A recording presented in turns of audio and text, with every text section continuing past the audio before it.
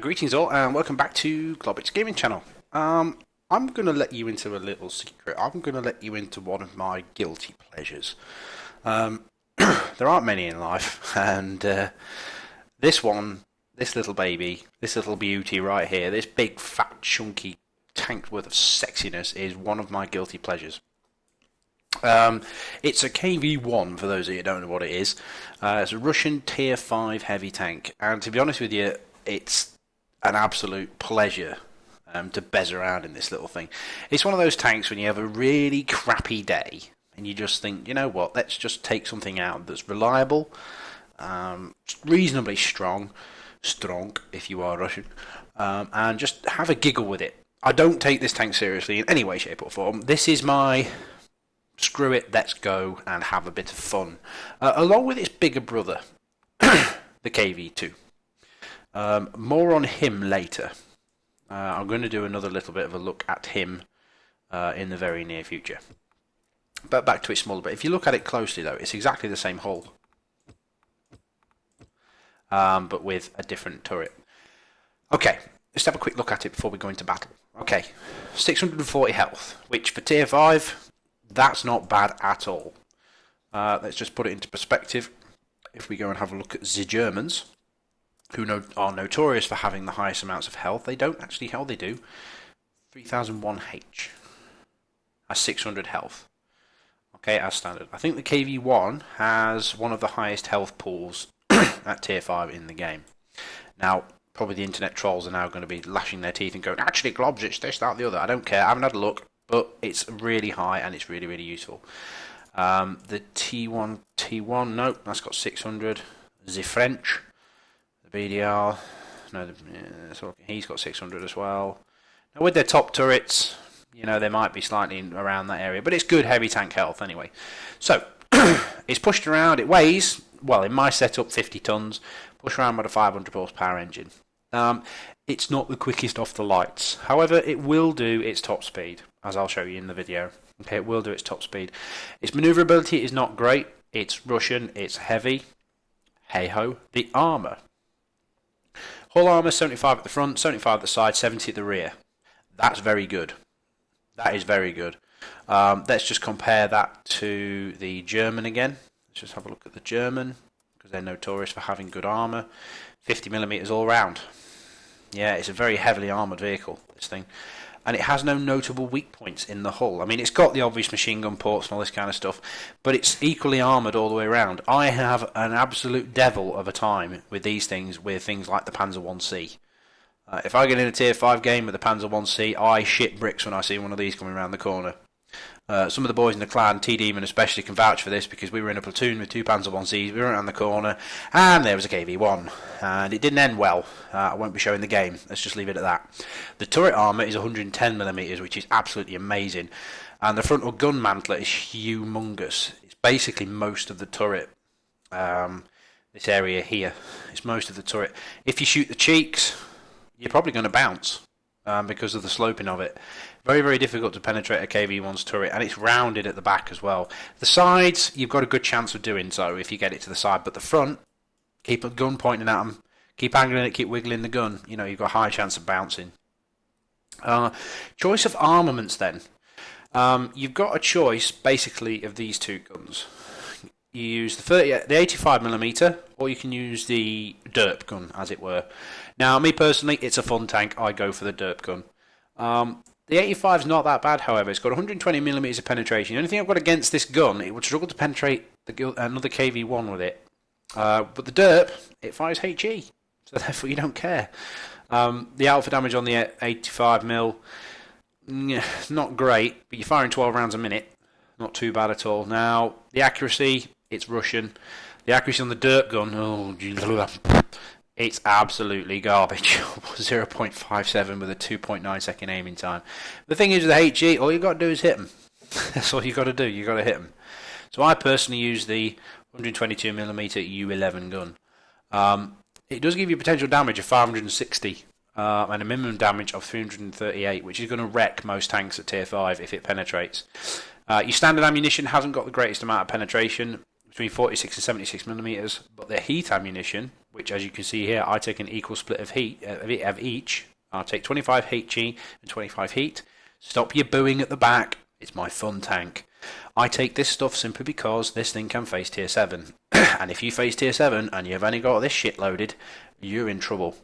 You are in trouble. You face a T29 with this garbage, you're not going to survive. With this stuff though, at least you can put a few dints in him before he manages to paste you across the map. That's my excuse and I'm sticking to it. 5.2 rate, 26 rounds a minute equals about a 9 point something second reload.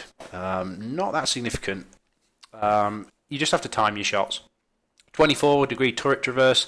The only thing I've got against the KV-1, it's blind. 310 meter view range is garbage. However, at tier 5, it's not that effective. It's not that much of an issue. And it's a 440 meter signal range. So if you get on a big map, you can lose comms with your other players, which happens in the battle. All right, I'll bring that up when we actually go into the game. Crew skills. Gone for mentor on my commander. I've had this commander for yonks. He's been sitting in the barracks, and it was back in the day before I realised that mentors were useless. To be honest with you, as for the other commander skills you could possibly take, recon for the view range. If I had a choice again, I would go recon. Alright, to increase the views. You could go repairs, because people are going to shoot your tracks off. And that's one of the things about this. Most of the side of the vehicle is the track. And people will, if you come round the corner, you come trundling around the corner like this, the first thing they're going to aim for is this front drive sprocket. If they don't aim for that, great. It means they're a nub and they're a scrub and they don't know what they're doing. So great, you're going to own them. But if they do know what they're doing, they're going to blow that piece of your track off and you're going to be sat there in the open, people taking pot shots at you, so probably repairs. For the gunner, I've gone for snapshot. It increases the accuracy on the turning of the turret. Basically, it decreases your aiming circle, as far as I'm aware. Let me just have another look at that, just to double check. I really should research these things before I do it. Improves accuracy during turret rotation. If two gunners are the same, basically, it stops your reticle from getting humongous. By a couple of millimeters, I would imagine. Not that great, but anything's a bonus. Off-road driving, for simple reason on the driver, simply because it reduces ground resistance and allows you, when you're driving on grass, to go faster, which most of the maps in this thing are not town maps. It's not so useful on town maps, but on the rougher ground, it does make a difference. My radio man's got situation awareness and repairs. My second skill is going to be repairs, and my loader's got repairs until he gets safe stowage. Once he gets safe stowage, I'll then respec into the 100%. Alright, and go for repairs.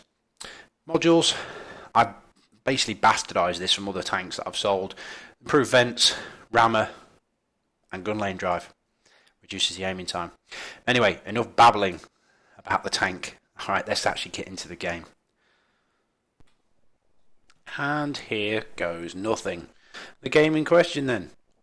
It's a standard battle on mines. There's myself, there's Micro Launch, and T-Demon, known as Micro and T, in their M4 Shermans. As you can see from the stats, we are greatly improving our team's chance to win. It's up to us because they do everything in their freaking power to lose this game. They really do. Okay, so KV-1 had a pretty crappy day, you know. Let's go for a mooch. 9.6 second reload. Let's head to the town. That's where strong tanks head to. Strong tank KV-1 head to town and dominate town. Mediums and small tanks take ridge and hill. I'll be back shortly. I'm sounding fucking Austrian. That sounds like Arnold Schwarzenegger. Started off as a Russian, end up as Arnie. You know, hey ho. Bit of Dolph Lundgren mixed with Arnie. It's all good. We digress. Okay, let's pay particular attention to the map. Not a great deal happens in the first part of the game, I'll be honest with you. Micro and T-Demon over there are basically going to spot the ridge and hopefully put their derp cannons to work, and it looks like they are, taking chunks out of the T-28. And T-Demon takes out the T-28. Not a bad start. It's all good. My boys are doing me proud up on the hill. Okay, taking shots though, they are taking hits, which we don't want to do. So, the scenic route then. We're trundling on. As you can see, I'm looking at the back of this DW tube. I've been wondering whether to go get one of those tanks. Way out on that one. I need to do something a bit more German. I have a Tiger too, but I need to do something German. So he's stopped. Okay, this is recent modifications to the map. This corner of fail is no longer here. Okay, you can actually drive through it. And because I'm in a KV-1 and I give shits numbered 0, I'm just going to go for it. I'm going to push. Because look at the middle. Look at what poor old T-Demon and Micro are going to have to deal with. All the enemy heavies have gone to the hill. Now, they're red players. They're not going to do what you expect them to do, are they? which has basically given me an opening to trundle along here and get round the back of them. Now, I was slightly concerned with those AFK, well not AFK, sorry, those unseen flak buses. Now, I fired a premium round in the back of that KV-1 there, and it bounced. So, they are not I win buttons, okay, by any way, shape or form. The second one bounced. That's just cost me a fair bit of credits. One more, I think. Fire one more premium round at him. And it just takes his frickin' tracks off. You know what, let's go back to HE. Unfortunately, TD even gets taken out by Armada 38T, and this is problem city because the middle's been lost and the rest of the team are just camping the base. First HE round, doesn't have to penetrate to do damage. Now that would have wrecked his engine. Remember I mentioned those flak buses? Did you see that tree fall down over there? Watch this space here. I noticed that there's a tree falling down over here. My spidey sense starts twitching. There you go, there it is. Pop round the corner. Oh my god, a flak bus. And I donk my shot. Now, the flak bus can actually mount an 88mm cannon. Alright, which at this tier will make... Well, they don't even have to aim. And it will penetrate. And it seems like he kind of knows what he's doing. And ping. I'm being shot at. So, time to get aggressive. There's another flak bus there. Holy crap, I'm being pincered. Gonna have to get a bit dramatic here. And he penetrates me. Well, you're screwed, son. Because Globbs is running HE. Now, I wasn't aware this building could be destroyed, but that flak bus in his, you know, sort of haste to get hold of me managed to destroy it. So you know what? Fuck it. He's sideways on. Donk. Bonk. Yeah. HE works really well against flak buses. It also really works really well against French artillery, or anything French in general. However, look at the scores. Yeah. Time for Globbs to get his carrying pants on. Okay, will he expose enough of himself? Yes, he will. Thank you very much. Straight through, 260 damage. Job's a good un. Now, Jingles has done a big thing on this. Oh, hang on. Oh, Marder 2 managed to pen me, and I missed my shot. Time to angle the armour. Bounces, fantastic. Keep that turret pointing towards him. Protect my flanks with the building. Centre of this reticle. See ya. Yeah, Jingles did a big thing on this, whether to cap or not. So, to cap or not to cap. In this case, it would have been a bad idea. The simple reason is, they know where you are if you do that. If these guys aren't running XVM, which I assume that a few of them aren't, I mean, I'm being very stereotypical there, just because they're red players, but chances are they won't be running XVM. Oh, side shots on the Hetzer. Shh, shh, shh, shh. You might hear us. Shh. He heard us now. And that must have blown his tracks off or wrecked him. We'll see that on the post-game results. That's one of the things we do using HE. You won't get the rockstar damage that you normally get with AP shells, but your real claim to fame, or your real sort of thing you need to look at when you finish, is look at the post-game stats and look at what you actually do to the modules on the enemy tanks. You will trash modules on vehicles. It's not just the raw alpha damage. Now, we've managed to claw it back, but I'm the only one left who's actually got any semblance of armour. The DW2 has sat in the friendly base down there in K4.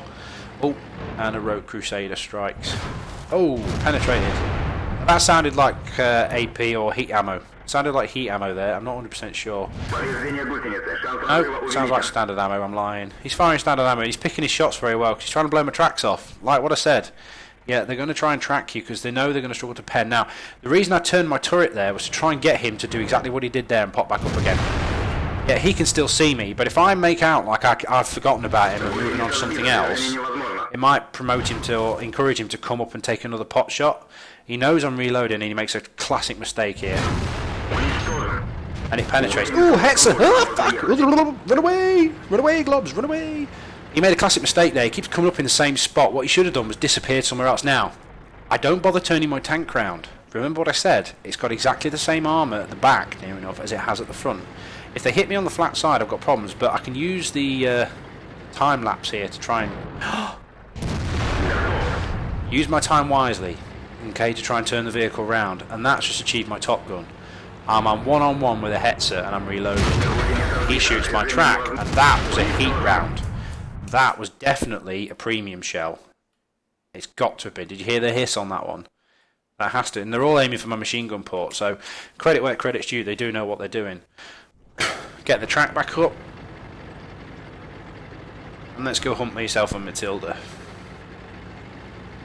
I'm on 7 kills. I've done 2,200 damage. I need to kill this Matilda for the coveted Radley Walters medal.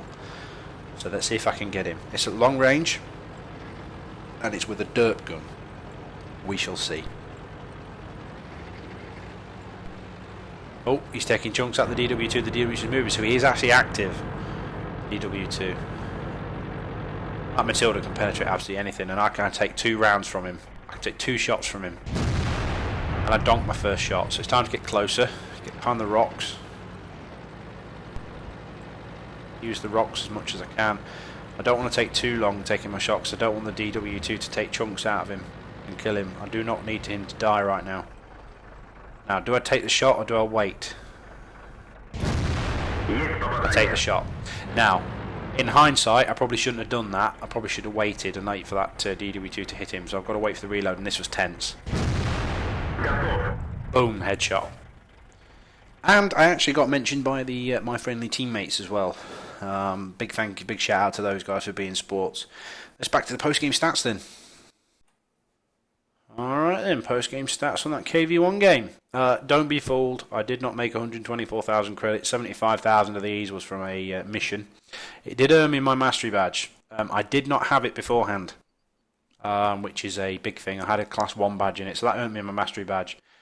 A Radley Walters medal for destroying 8 or 9 enemy vehicles in one game. High caliber, caused 20% of the total HP of enemy vehicles, a top gun and a steel wall. Receive at least 11 hits, totaling 1,000 damage and survive. Hey ho. It's not very often you're not going to see a steel wall with a KV-1 with people shooting what they were shooting. Now, that Hetzer, okay, it doesn't show me. I did 3 critical damage hits on him. I assume track, maybe engine, a crew member. This is what you need to look at if you're using derp guns. Look at what you wreck in the post-game stats. Unfortunately, I won't be able to show you those. I would like to. Never mind. Team score-wise, did way more than anybody on the team. Micro-launch and T-Demon, we shall say nothing. I apologise, fellas, for showing this to the world. Unfortunately, when you have this kind of result, you kind of got to show it. But we won't look at Micro-launch or T-Demon at all with their damage. We won't look at them in any way, shape or form. However, they were mid-table. Okay, they were mid-table. So, in fact, top third. I'm happy with top third. Yeah, okay. Enemy team-wise, shout out to the T49, did reasonably well. Yeah, 419 base experience, which may be more than one of the guys on my team, but never mind. We won't mention those ever again. No. To be honest, was it a carry? Without me there, would they have won? No. Did I carry? No. I just got lucky. I personally think I got very lucky there. If I'd have been playing against players that had a little bit more knowledge in the game, I think I made a few mistakes, and I think I would have got my ass handed to me. But then again, to have a good game, you have to have a mixture of luck and enemy not so good, if you like. You don't need to be brilliant. Alright, did cost me a fair amount. It cost me 27,000 credits. This tank does not make me money. Yeah, don't be surprised by this. That was quite a monster game for me. 91,000 credits. Do not take 75 away from that, and you have to have absolute monster games to make any money in this tank. But I don't use it for that purpose. I use it as a giggle truck, along with the Lux, the Panzer 1C, and things like that. If you like, it's my tier 5 SEAL clubbing tank. But yeah, 2,500 damage, give or take. Yeah, 14 direct hits, 12 penetrations, and received 1,500 damage. Not a bad outing in the KV-1. I will do some more bits and pieces on its bigger brother, the KV-2. And I'm hopefully going to try and upload some team battle replays when we have some good team battles as well in the very near future. So, that's all I've got time for the minute, guys. Absolute shout out to the boys in the clan. Yeah, we've got a cracking clan going now. We really have. We're in nearly at 40 members. And they're all decent blokes. They really are. I just go on TeamSpeak, and it's an absolute pleasure to speak to you fellas. All right, let's keep it up. Keep it going and keep winning games. Phoenix is doing his job. He's taking you lot out for team battles, which is his job. I've designated him as, when I'm not there, chief team battle leader and all that kind of stuff. But don't be afraid to do it yourselves, fellas. That's what the clan's all about. Team battles, platoons. We've got an extra channel in TeamSpeak now, an extra slot in TeamSpeak, so we can have 2 platoons running concurrently. It's going really well. I'm massively impressed with the way I took some advice off a few people not to start streaming straight away. You know, build up a clan, build up a following, build up a YouTube channel, and then stream. So that's probably what's going to happen in the very near future. Nothing too soon, though. Let's stick with what we're doing. Yeah. If you're good at doing it, carry on doing it. Okay, take care, guys, and I will see you on the flip side. Bye now.